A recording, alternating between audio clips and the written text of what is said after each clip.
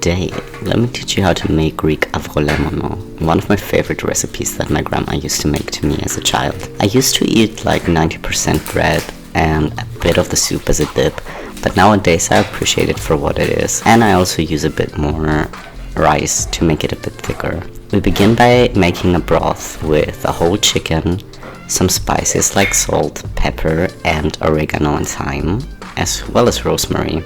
It doesn't really matter what I put into this broth because on the side of it I want to use up my leftover vegetables that I store in my freezer. So I will be doing that by making a second broth by adding some MSG and various spices, as well as all of the leftover vegetables that I had, consisting of potato peels, some kale, Brussels sprouts, and some onion, as well as garlic for the antibacterial qualities, because after all this is a good soup for when you're sick.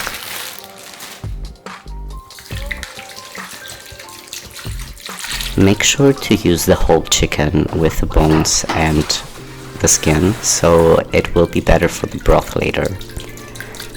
We're soaking some rice. Here I'm using short grain rice. And we are soaking it for approximately 1 hour and 50 minutes, the time it takes for the chicken to fully cook in the broth. Now I'm making the second soup that I've been telling you about. This is a really good way to save some money and food waste by saving all the leftover vegetable scraps. There's everything in here. And I'm letting this cook for also about 1 hour and 50 minutes. The same time as I do with the other stock. There are also mushrooms in here which really help with the umami flavor. While both of these broths were working, I also made a cake and showed you guys my room. If you're interested in that, check out my other videos.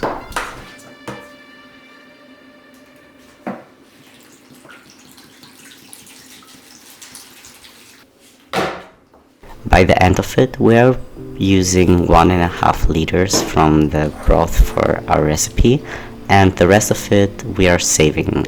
We're putting it in little jars and freezing it.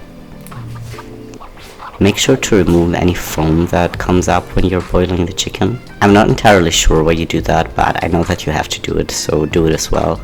It also prevents this chickeny taste somehow.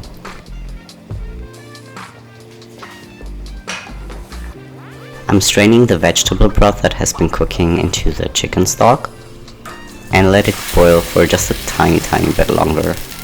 I know the process looks very messy, and it was kind of messy, but you will be making the soup once and you can freeze any leftovers, so it's not that bad.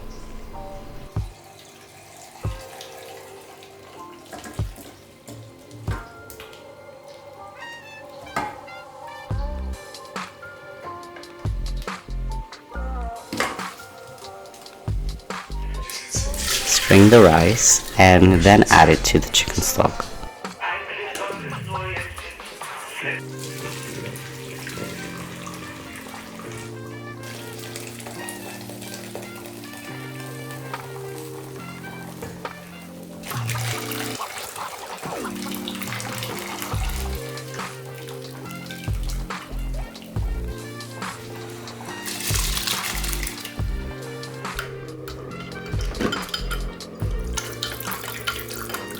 Next we're mixing 2 eggs with some lemon juice. It will become a bit lighter and creamier looking. Once this happens, you can begin by adding a few spoonfuls of the soup into the egg mixture so the eggs won't curdle when you add them back into the soup.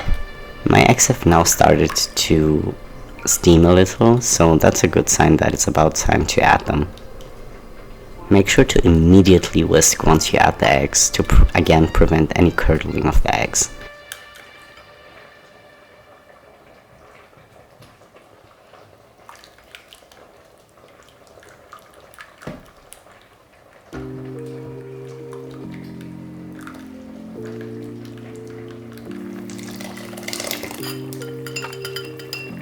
Add the chicken, which you shredded and removed from the bones, and add the bones as well as the skin to the broth that you strained earlier and cook it for some more time while you try the soup that you just made. I have to admit, it's a bit of more of a risotto the way I make it, and it's a bit tastier than this of my grandma. our stock is ready. We fill it in little jars, as I've mentioned earlier, to freeze it for other use. And once it has cooled down, it will become a bit gelatinous. That's very good, and it's because we added so much bones and fat to the broth by using up the skin. And that's it. I hope you had a good time, and get better soon if you're sick.